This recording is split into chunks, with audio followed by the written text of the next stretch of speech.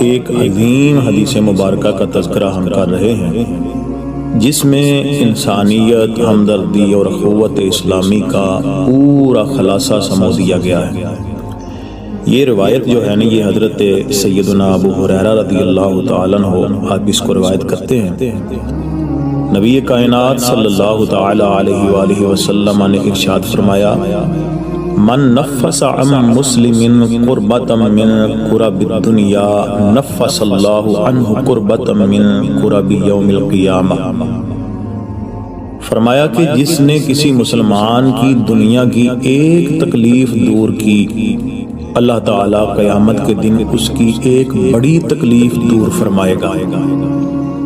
اب ذرا غور کیجئے گا کہ دنیا کی ایک چھوٹی سی مدد اور بدلے میں قیامت کی ہولناک پریشانیوں سے نجات، کیا یہ گھاٹے کا سودا ہے؟ کیا اس میں کوئی نقصان ہے؟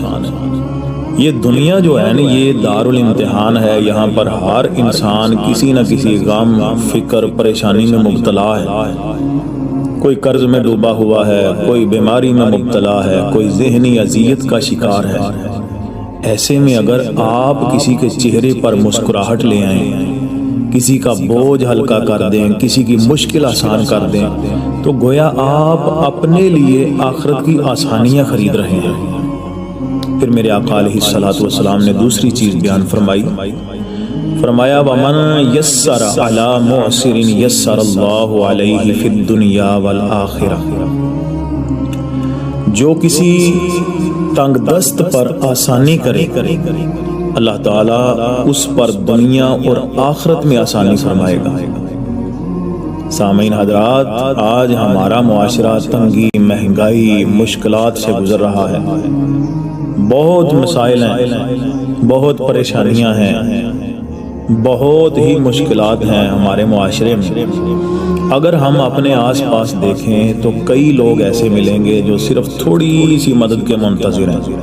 کسی کا قرض مؤخر کر دینا، کسی کو مہلت دے دینا، کسی کی مالی مدد کر دینا، یہ چھوٹے اعمال نہیں ہیں، بلکہ اللہ تعالیٰ کی بارگاہ میں یہ اعمال بہت بڑا درجہ رکھتے ہیں۔